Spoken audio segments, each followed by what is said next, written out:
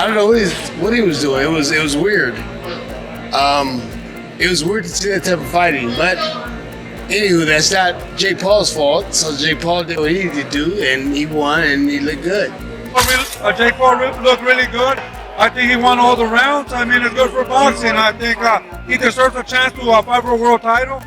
Jake Paul did get fatigued down the stretch, but he still held on. The boxing world had mixed reactions to Jake Paul's win over Julio Cesar Chavez Jr. Ryan Garcia tweeted, "Jake did his thing. Outboxed Chavez Jr. Shane Mosley praised Jake's performance, noting he moved well and fought a great fight, while calling Chavez Jr.'s behavior weird and suggesting it may be time for him to retire." Many fans and analysts echoed those views, impressed by Jake's growth, but questioning Chavez Jr.'s effort, commitment, and future in the sport after such a disappointing performance. Jake Paul fought a great fight. You know, he moved around the way he's supposed to, throwing great punches, and for the experience he had, he did fantastic. Junior, on the other hand, he didn't throw any punches until the third or fourth round or something. He was just kind of walking forward, and I don't know what he was doing. It was weird. It was weird to see that type of fighting. But anywho, that's not Jake Paul's fault. So Jake Paul did what he needed to do, and he won, and he looked good. Where do you think Junior goes from here, in your opinion, Shane? Junior needs to retire from here. Junior needs to retire. He needs to retire. I mean, if you can't throw any punches in 2, 3, 4 rounds, you need to retire. I mean, if you can, what are you doing? What are we doing? You just living off your father's name. That's basically what you do, because you didn't even fight until the last round, maybe last two rounds, and threw some punches, and you had some success when you threw some punches. Meanwhile, Piers Morgan didn't hold back, saying, "I had a better fight with Jake Paul on Thursday than the unwatchable farce that took place tonight. The guy's lining his pockets with buckets of dollars, but he's killing boxing with his boring stage bull against older fighters way past their prime." On the other hand, rising star Rayo Valenzuela offered strong praise for Jake Paul after his win over Julio Cesar Chavez Jr. In a brief interview, Rayo acknowledged that Jake did his thing and looked sharp throughout the bout.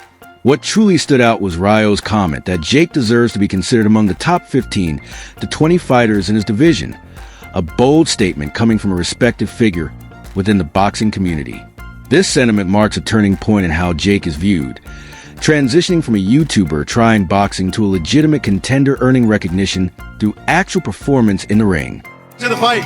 Oh, great fight. Julio's back after all he's been through, so, I tip my hat off to him. It's not easy, especially through, what life throws at you sometimes, but, it was a good fight. What'd you make of how Jake Paul looked and fought? He's doing his thing. Jake Paul's looking good. Shout out to him. Do you think he's ready to fight maybe a top 15, top 20? Sure, yeah. So I guess where does Junior go from here, in your opinion? It's up to him. He can retire if he wants, or he can have another, fight like this. Fight a YouTuber or something. Yeah. Adding to the growing wave of support, Jose Benavidez Sr., father and trainer David Benavidez, praised Jake Paul's performance after his victory over Julio Cesar Chavez Jr. He said Jake looked impressive and even floated the idea of a future matchup between Jake and his son, David. More importantly, Benavidez Sr. stated that Jake now deserves a shot at a world title. Coming from a trainer of elite-level fighters, this endorsement marks a significant shift, showing that Jake is increasingly being seen as a legitimate competitor, not just an entertainer. I think Jake Paul looked really good. I think he won all the rounds. I mean, it's good for boxing. I think he deserves a chance to fight for a world title. He proved it today with an ex-world champion, Julio Cesar Chavez, that, he dominated and he did really good. What did you think of Chavez's performance? Early on, he didn't throw a lot, and then towards the end, he had some moments. Were you disappointed in Chavez? Well, I thought, he was going to try to get Jake Paul a little tired. He was blocking and taking all his shots, but I think he just got tired, and couldn't execute it. So Jake Paul did a great job. Boxing commentator Showbiz the Adult, known for his sharp insights and deep knowledge of the sport, also weighed in after Jake Paul's victory. He emphasized that Jake has improved far more than people are willing to admit. Many still dismiss Jake due to his background, Showbiz noted, but overlooked the technical growth and ring IQ he's developed. According to him, Jake now demonstrates timing, discipline, and control that demand respect. It's no longer just about the hype surrounding Jake. It's about the real skill he's bringing into the ring. I looked at Jake. I was saying, thank you, Jake. Yep, I was saying, thank you, Jake. A lot. The thing is, not to say that because he beat a 6-year-old Mike Tyson that, that impressed me with. What I'm saying is, you couldn't really see everything that Jake possessed in that fight. He has gotten way better. I saw him training, and I'm like, the guy is good. He messed around and got good. You don't like Zerto fight? Zerto looked. I mean, that was one of the best I've seen. One of the best times I've seen him. No, Zerto won this clear to me. Don't forget that was a point deduction.